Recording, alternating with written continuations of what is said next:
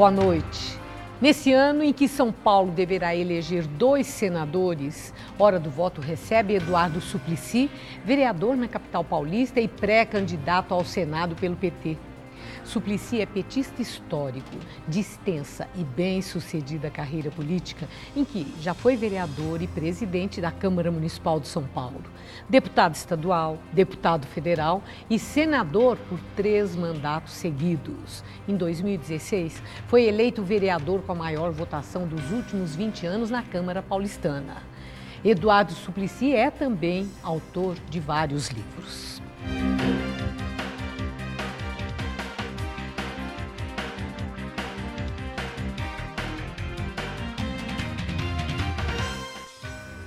E participa do Hora do Voto de hoje o jornalista João Batista Natali, comentarista de política internacional no Jornal da Gazeta, a quem agradeço a presença, Natali, por estar conosco, assim como agradeço muito especialmente a Eduardo Suplicy por se dispor e aceitar nosso convite. Obrigada. Para mim é uma alegria voltar aqui. Fazia algum tempo que não fui entrevistado por você, mas eu tenho tantas saudades de conversar com você aqui na TV Gazeta, me sinto um grande amigo.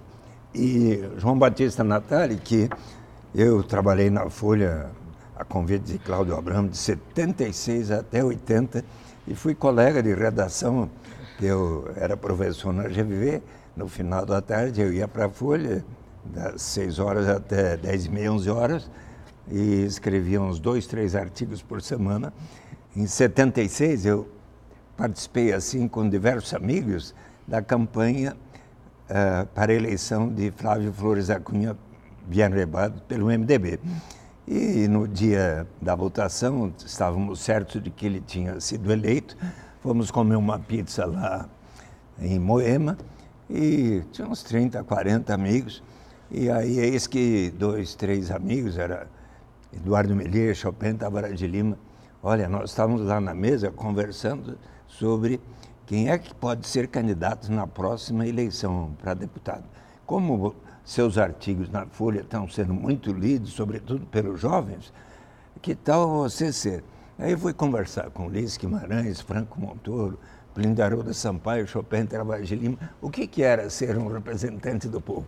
Me interessei, me inscrevi em 77 no MDB e daí, em 78, eleito deputado estadual. E foi aí que tudo começou. Suplicy, os tempos passaram, como eu disse na abertura, a sua carreira política é extensa e bem-sucedida. Fiz questão de fazer esse destaque.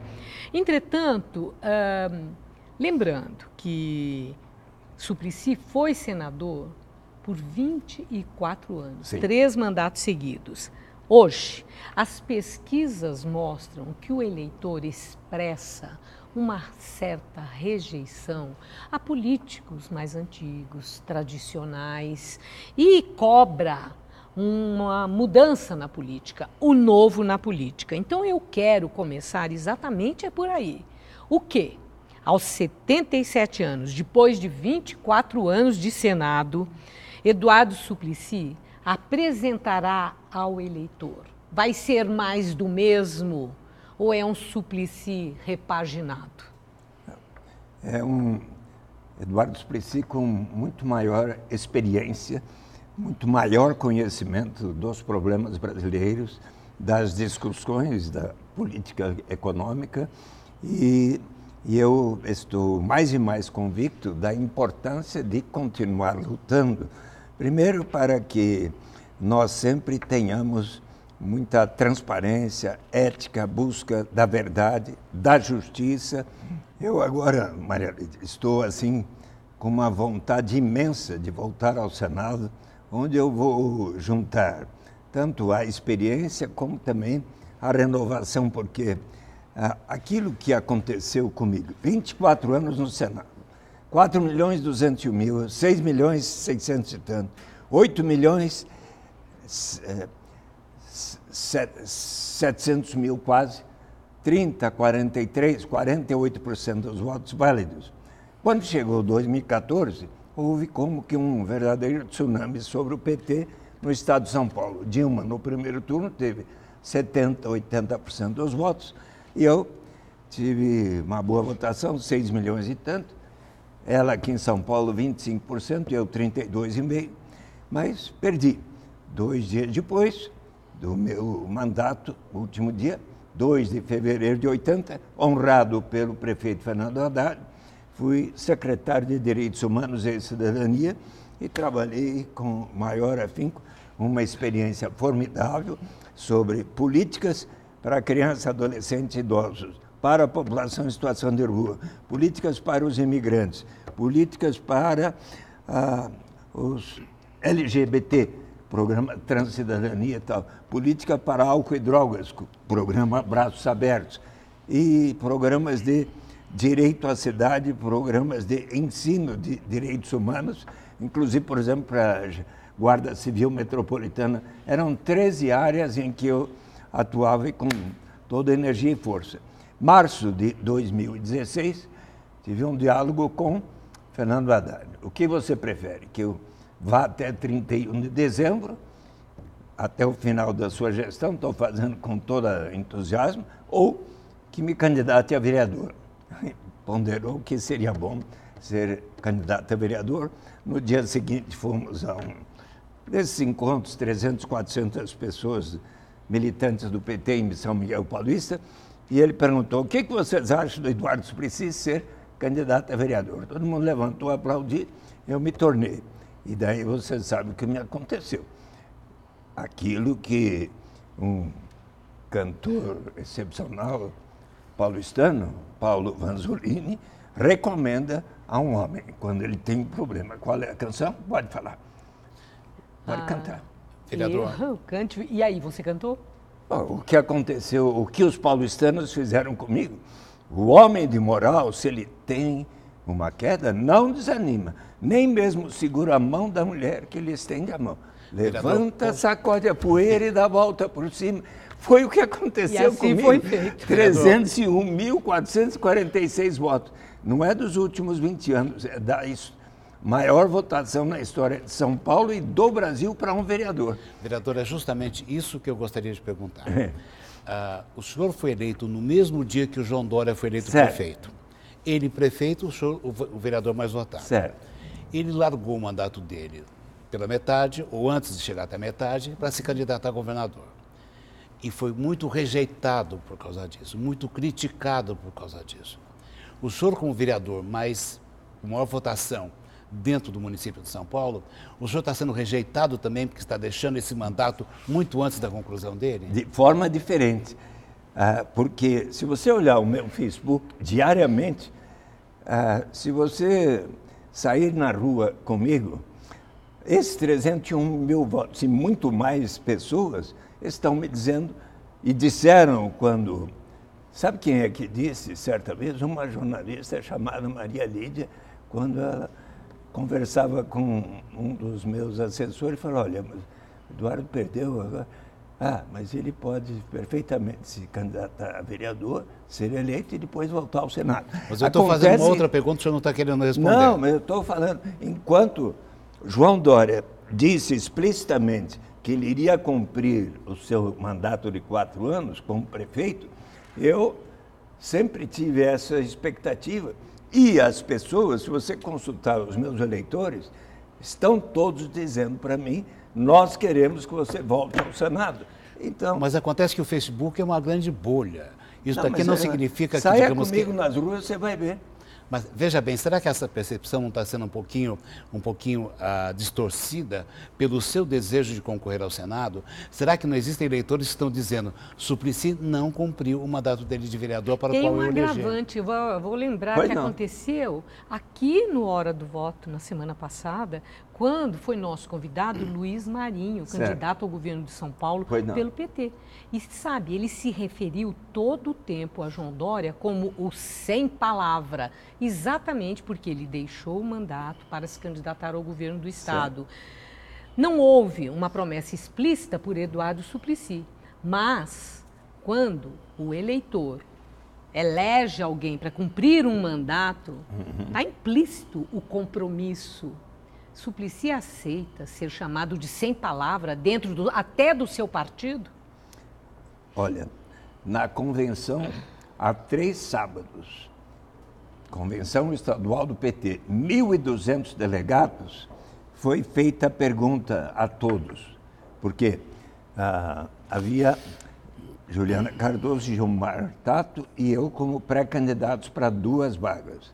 Então, ao invés de se fazer a votação dos 3, a direção disse: Luiz Marinho, nós vamos aqui consultá-los se vocês acham que para a primeira vaga do Senado venhamos a escolher o Eduardo Suplicy. Unanimemente, todos aplaudiram, ninguém objetou.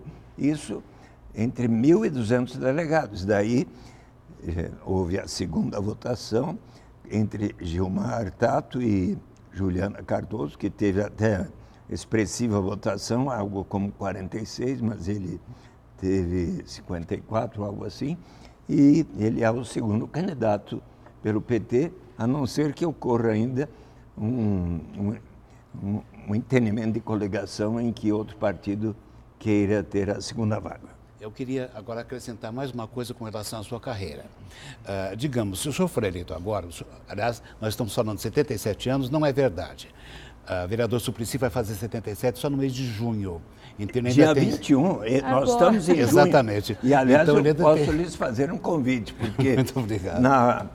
Ali na Praça Dom José Gaspar, atrás da Biblioteca Municipal, diante da cachaçaria do Rancho, como eu já fiz isso nos 2 últimos anos, e havia filas de pessoas. Então, como tantas pessoas dizem para mim que querem me abraçar, em vez de eu fazer em dia 21, farei 23 sábado, a partir de meio-dia. Então, digamos que os seus eleitores se sintam convidados. Quem quiser me abraçar lá, porque também será não apenas festa. Quer dizer, vai repetir, porque já houve festa assim, já houve 2, muito bem. Mas olha, por favor. Dessa vez, além de ser festa de 77 anos, é também o ato de lançamento da minha pré-candidatura ao Senado. Vereador, então vou fazer minha pergunta, porque ela ainda não foi feita. Então, digamos, sendo eleito com 77 anos, o senhor vai sair do Senado com 85. 85 é uma idade, digamos, um tanto avançada para as pessoas que querem ter a vitalidade para exercer uma função representativa. O senhor acha que com 85 anos o senhor vai manter a mesma vitalidade que o senhor tem hoje? O senhor não acha que o senhor está correndo um risco para a sua saúde e vai desapontar seus eleitores? O senhor não vai ter um suplente que vai ficar morrendo de vontade de assumir sua cadeira? Olha, das outras vezes nos 24 anos que eu fui senador, tive primeiro e segundo suplente, só que não fiquei doente nenhuma vez, para me afastar 120 dias. E, claro, que com 77 anos a minha saúde não é como uma de 50. Mas o senhor vai sair com 85, é isso que eu estou dizendo? Vou sair com 85, mas você sabe, Natália, eu desde menino, na minha adolescência, eu fazia muito esporte, futebol, basquete, natação. O senhor fazia boxe, inclusive? E fazia boxe, dos 15 aos 20 anos. Eu faço 2 vezes por semana, ginástica das 7 às 8 horas, e ontem ainda tive uma consulta médica, diálogo, para ver como é que eu estou. Ele recomendou que eu faça, não apenas 2 vezes, que eu faça pelo menos 5 vezes de, se possível, andar e caminhar, exercício por 1 hora, pelo menos 5 vezes por semana, porque é a melhor forma de, por exemplo, para que a memória não falhe. Eu posso fazer uma pergunta Pode. De cunho pessoal. Nessa eleição, o senhor vai ter como adversária a candidata Marta Suplicy do PMDB. Ela ainda está por decidir, mas é muito provável. É muito provável. Até 2001, ela foi sua esposa, sim, mãe dos seus filhos. Certo. Qual o tipo de constrangimento que o senhor tem pelo fato de disputar o cargo com ela e esperar derrotá-la nas urnas? E tirar voto dela. E tirar voto dela, isso não é feio? Olha, não bate um problema de consciência de ex-marido? Eu terei com ela o mesmo procedimento que ela sabe que eu sempre tive, de muito respeito. É a mãe querida de meus filhos, uma pessoa que deu extraordinárias contribuições às pessoas no governo dela, do Partido dos Trabalhadores, por exemplo, ela instituiu aquilo que eu defendia quando candidato a prefeito em 92, o bilhete único. Ela instituiu de 2000 para frente. Vocês sabem que eu fui autor da primeira proposta de garantia de renda mínima, que depois veio a ser relacionada com as oportunidades de educação, e no governo dela, ela instituiu, foi o maior programa de garantia de renda mínima associado à educação, que teve, aliás, como o Márcio Postman, hoje presidente da Fundação Perseu Abramo, foi o secretário de Desenvolvimento, Economia Solidária e tudo, e a secretária executiva do programa foi a querida Ana Maria Medeiros da Fonseca, que infelizmente faleceu há 2 anos, vai haver uma Veja homenagem. bem, o senhor está fazendo campanha da Marta Suplicy, porque eu entendi. Também, é verdade. Eu falei das coisas boas que ela fez dentro do PT e com o nosso apoio. Mas com isso não perde voto para ela? Inclusive o Celso, ela é muito reconhecida por isso, que foi proposição de companheiros e companheiras do PT. Mas, Suplicy, vocês vão disputar praticamente o mesmo eleitorado, como sempre aconteceu, só que para funções diferentes. Dessa vez, é para a mesma coisa. Sim, mas ela sabe, e isso eu estarei dizendo, se quiser pode fazer.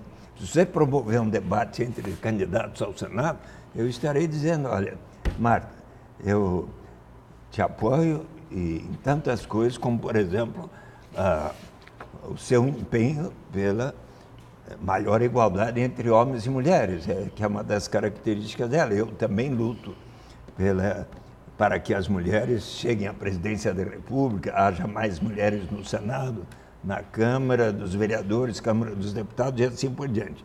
Mas eu tenho a convicção, e escrevi para você, Marta, que se eu estivesse no seu lugar, eu tenho a convicção, e você mais do que eu ainda, que a presidenta Dilma não cometeu crime de responsabilidade e não deveria, eu teria votado não.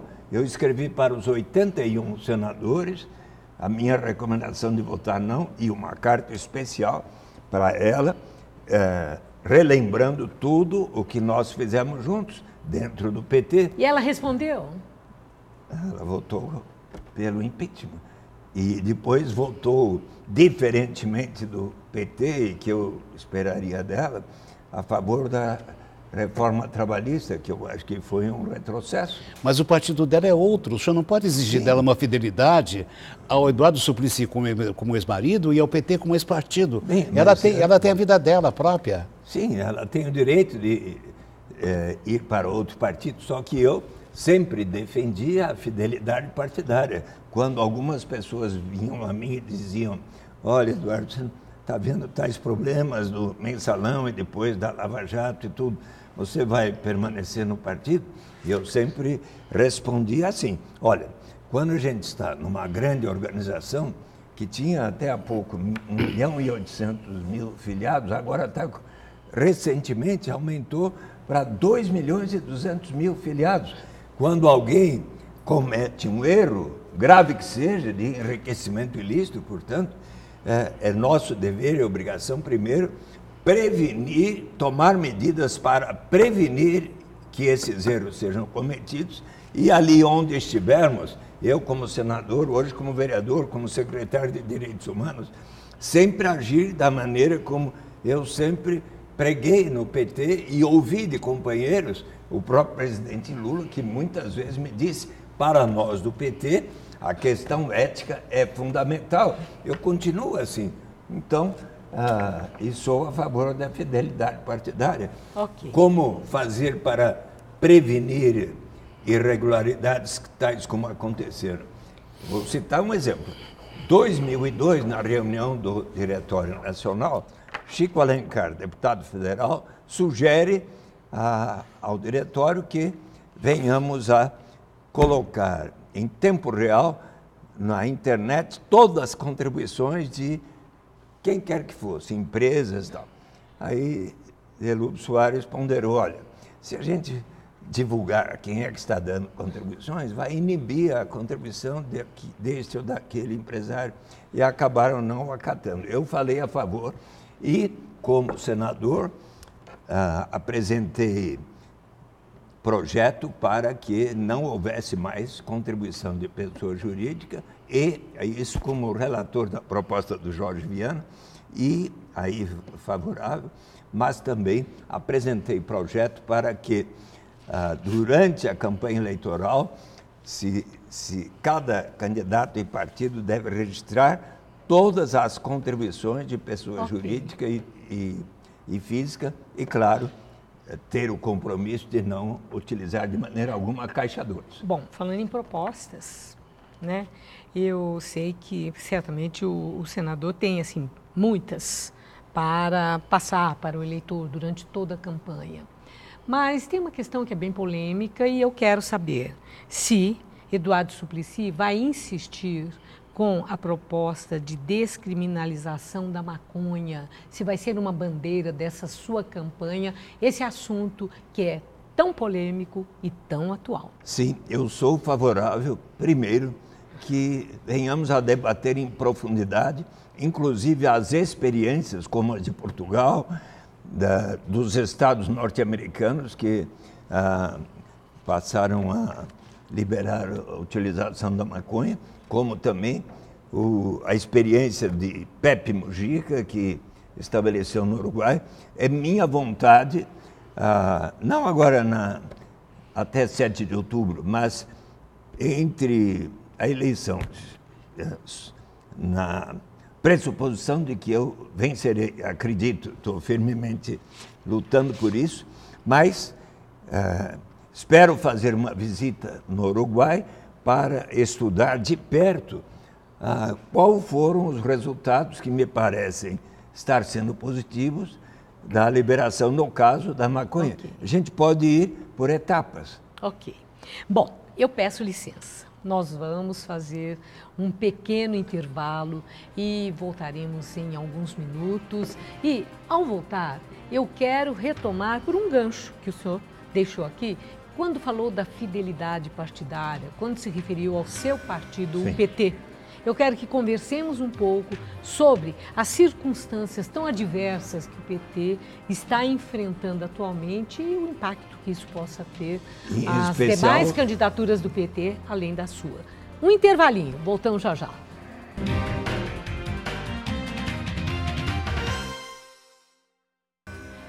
Estamos de volta com Hora do Voto, que hoje entrevista o pré-candidato do PT ao Senado, o vereador Eduardo Suplicy.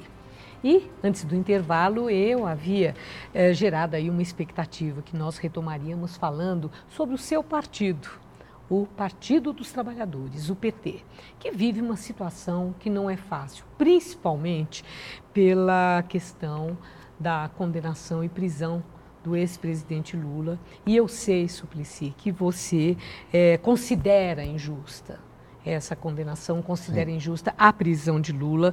Lula que, não obstante tudo isso, advogados dele usam de todos os recursos que garantem a ampla defesa. Tudo isso nós todos acompanhamos.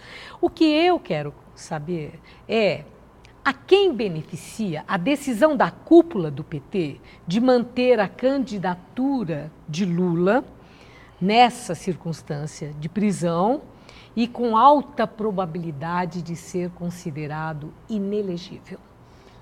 Maria Lídia, eu também sou favorável a que continuemos a considerar o presidente Lula nosso candidato, especialmente porque tenho assim uma confiança, até pelos diálogos com ele, tantas vezes ele disse, olha, eu desafio qualquer empresário que possa comprovar que tenha me dado, seja 5 centavos, 10 reais, que esteja colocado no banco em função de uma decisão que eu tomei como presidente da República, porque se isso acontecer e for comprovado, eu vou a pé para a prisão.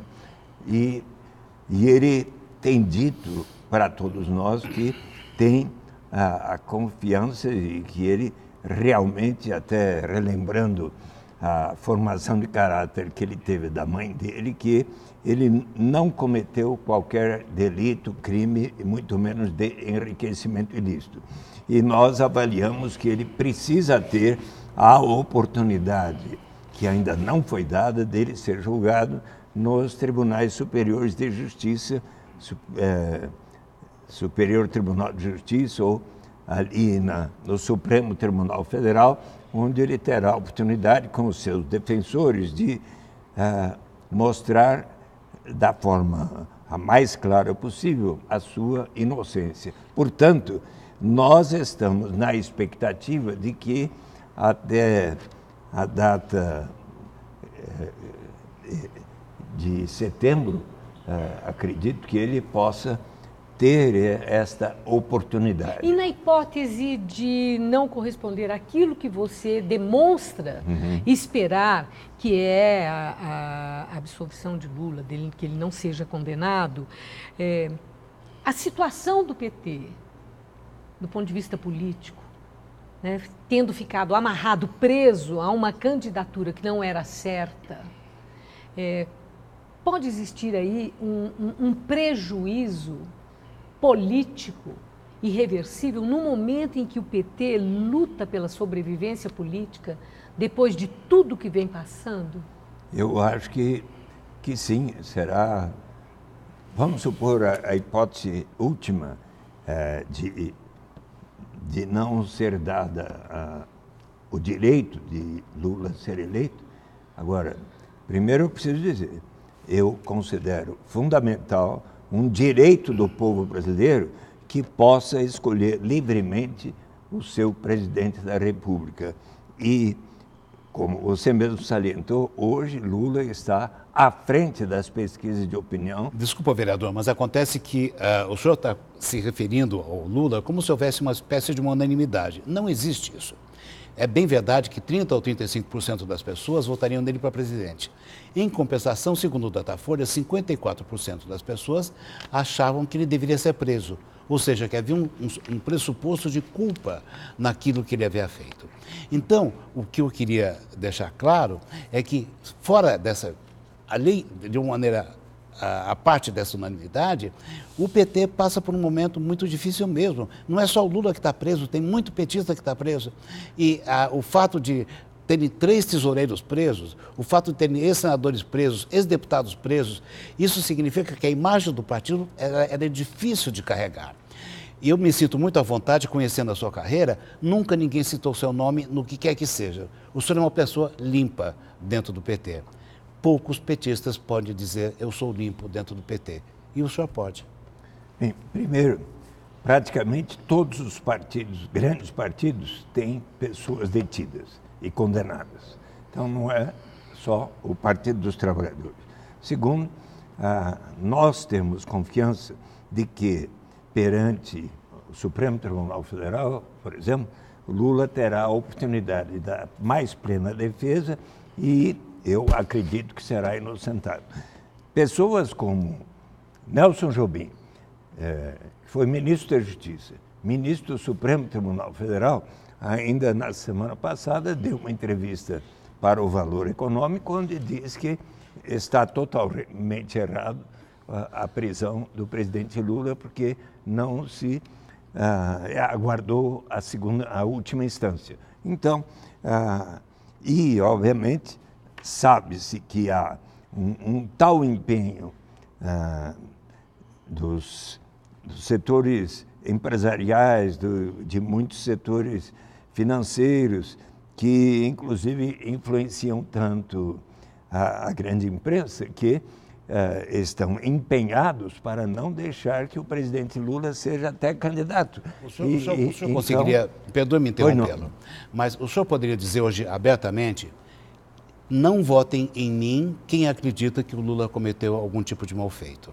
Ou seja, eu estou tão crente de que o Lula é inocente, que se vocês acharem que o Lula é culpado, por favor, não votem em Eduardo Suplicy para senador. O senhor seria capaz de dizer uma coisa dessas? Cada um tem o direito de expressar a sua opinião e eu respeito. Agora, as pessoas que vão votar em mim sabem que eu acredito que Lula será inocentado. Eu acredito. e que a justiça será feita para com ele e que ele poderá ser candidato a presidente. E você mencionou aí a maioria. Acontece que todas as pesquisas de opinião dão que, para qualquer adversário que apareça no segundo turno, Lula será o vencedor se for o candidato. Agora Suplicy... Pode acontecer até a hipótese de ele ser impedido.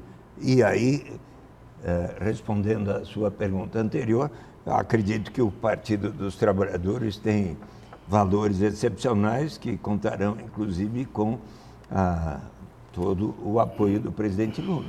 Agora, não há uma unanimidade no PT em relação a essa questão de manutenção da candidatura de Lula, na circunstância em que está vários petistas importantes, Jacques Wagner, inclusive, que é uma figura que é até apontada como sendo um possível nome que o PT indicaria caso Lula não possa ser o candidato. Ele foi muito claro dizendo que achava que tinha chegado a hora do PT tomar uma posição e ele não usou essa expressão partir para o plano B.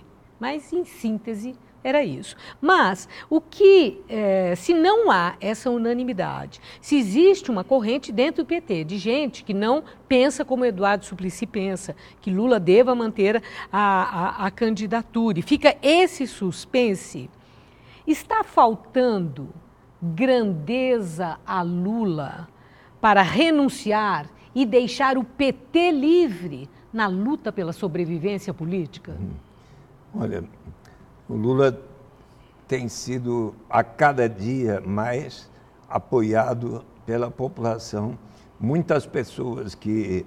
Eu estou falando dentro do seu partido, os seus companheiros de tantos anos de luta. E entre esses companheiros do partido está havendo um movimento cada vez mais de aceitação e luta para que ele seja considerado inocente e seja libertado e seja candidato. Não há... Então, eu não vejo que Lula precisasse ter um gesto de grandeza agora, dizendo que ele não iria ser candidato. Ao contrário, ele tem dito e sido apoiado cada vez que ele tem dito que ele quer, sim, ser presidente da República outra vez para realizar aquilo que seria a continuidade de como efetivamente cumprir os objetivos fundamentais expressos no artigo 3º da Constituição, que não estão sendo realizados pelo governo Temer, de erradicar a pobreza, construir uma nação com muito maior igualdade, tanto pessoal quanto regional. Ele quer colocar os seus programas de expansão tão formidável das oportunidades de educação a nível das crianças, dos jovens, adultos e tantas coisas que ele fez. O que o governo atual está fazendo com a Petrobras e os recursos do pré-sal, ele quer voltar a colocar que esses recursos serão destinados à efetiva melhoria da educação, da saúde e outros propósitos maiores. O senhor está fazendo campanha do Lula como se ele fosse candidato. Então, eu queria que o senhor falasse alguma coisa mais pessoal. E queria sair do assunto Lula. Queria falar de Dilma Rousseff. Por que eu vou desenterrar Dilma Rousseff? Porque durante todos os anos que ela esteve no Planalto, o senhor pediu uma audiência para ela e o senhor não foi recebido. O senhor tinha uma mágoa com Dilma Rousseff em relação a isso. O senhor tinha propostas que o senhor queria discutir com ela e ela não deu ouvidos ao senhor. O que, ao meu ver, como cidadão, ela fez mal. De qualquer maneira, o que eu lhe pergunto é o seguinte... Vou estar com ela amanhã. Caso Dilma Rousseff fosse hoje candidata a presidente, o senhor votaria nela ou não votaria nela? Votaria nela e tenho a convicção de que ela iria levar em conta a minha proposta. Qual era? Olha... Era maio de 2013, fui fazer uma palestra com o professor Paul Singer na Secretaria da Receita Federal, auditório de 600 pessoas, servidores da Receita Federal e centenas de professores da rede pública. Iniciou-se a primeira palestra, Paul Singer, sobre a história da economia solidária no mundo e no Brasil. E quando ele terminou, era de 8h30 até 10 e pouco, ele falou, agora vocês vão ouvir o professor e senador Eduardo Suplicy, que vai lhes falar a respeito da perspectiva da renda básica de cidadania.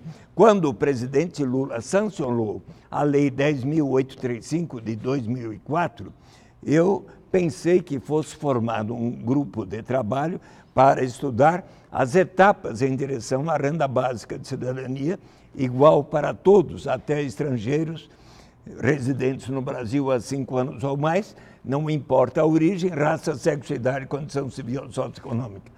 Quando Paul Singer falou, eu pensei que o presidente Lula iria criar um grupo de trabalho e eu gostaria de participar do mesmo, veio à mente, eu vou escrever uma carta à presidenta Dilma para constituir esse grupo de trabalho. Mas ela não quis nem saber e o senhor ainda disse que votaria nela? Algumas vezes ela, ao me encontrar, disse, eu vou lhe receber.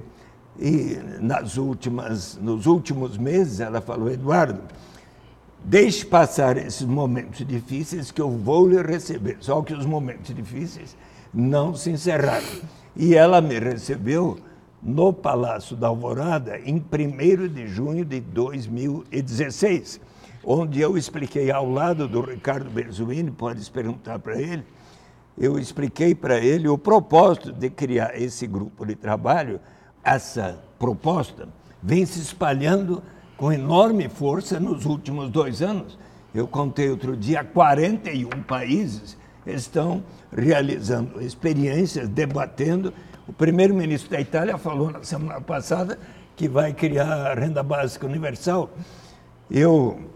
O exemplo mais notável de 36 anos é do Alasca, que fez do Alasca o mais igualitário, era o mais desigual, tornou-se o mais igualitário estado dos Estados Unidos. É suicídio político para alguma liderança, até Sarah Palin. Bom, e o senhor tem tamanha convicção e está aí entendida a sua persistência. Sim, né? Mas esta é a razão pela qual eu tanto quero ser senador, para que a renda básica de cidadania seja tornada real no Brasil. Eu quero ver durante a minha vida e durante os meus 8 anos de senador, ver aplicada a renda básica de cidadania.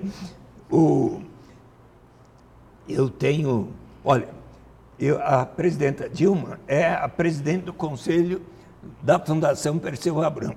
Ela estava presente quando eu fui conversar com o Márcio Postman, que tal a Fundação Perseu Abramo criar o grupo de trabalho. Posso fazer uma última pergunta? E ela estava ao lado e foi criado, já teve 2 reuniões. Posso lhe contar algo não divulgado ainda? Não, só uma coisa. Não, pera, um minutinho só, porque senão a gente vai perder. Certo. Nós temos 4 minutos, tá? Vamos dividir isso democraticamente. Por favor. Continue, prossiga.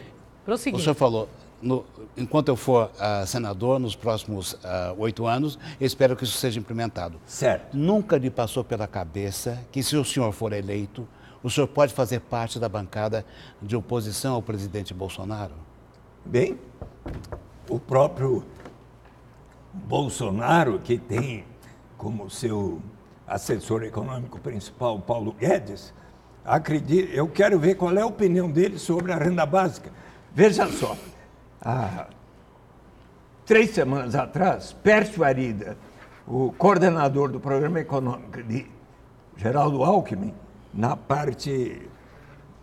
entrevista para o Valor Econômico, diz que ele é a favor da renda mínima universal, que foi defendida por um liberal, John Stuart Mill, que foi inclusive o defensor do direito de voto para as mulheres. O Eduardo Janete da Fonseca, que é o responsável pelo programa de Marina Silva, não é? Na entrevista feita no É o País, há 5 dias atrás, defendeu a renda básica de cidadania. O presidente Fernando Henrique... E isso faz com que o senhor tenha que sentimento? Olha, eu fui outro dia ao Instituto FHC e disse ao Fernando Henrique, olha, eu li o seu último livro, sobre a crise política brasileira, e fiquei contente de ver que no capítulo final você defende a instituição da renda básica universal. E eu queria até ter um diálogo com você, Fernando Henrique, sobre isso. Ele marcou dia 30 de maio, tivemos a reunião por 35 minutos e eu fui observando que os responsáveis de programas econômicos dos mais diversos partidos, talvez até o Paulo Guedes, estão defendendo a renda básica universal, que está hoje sendo debatida em mais de 40 países. E disse a ele, Fernando, que tal nós fazermos aqui no Instituto Fernando Henrique Cardoso, em colaboração com a Rede Brasileira da Renda Básica, da qual sou coordenador, em colaboração com a Fundação Perseu Abramo, e onde estão Fernando Haddad, Márcio Postman, a favor da renda básica universal, e com todos esses grandes economistas estudarem, refletirem sobre como é que será instituída a renda básica. Ele aceitou, eu escrevi uma carta há 3 dias para ele, e nós vamos realizar isto. Ele já me respondeu que disse ao Sérgio, o diretor da fundação, para organizar. Eu mandei a lista dos nomes. Okay. E, então, olha... Então, nosso tempo terminou. Terminou o nosso tempo. Somos obrigados a encerrar o Hora do Voto, que seria muito bom se a gente pudesse continuar. É a primeira vez que eu divulgo essa informação. Mas, Suplicy, muito obrigada, viu, né, por nos falar aqui sobre isso, sobre essa expansão de uma ideia que o vereador, né, que quer voltar ao Senado, sempre acreditou e teve persistência na luta por ela. Eu agradeço muito sua presença hoje no Hora do Voto, que termina aqui. Muito obrigada pela disposição com que respondeu a todas as nossas perguntas. E a você, Nathalie, muito obrigada também por participar desse nosso programa.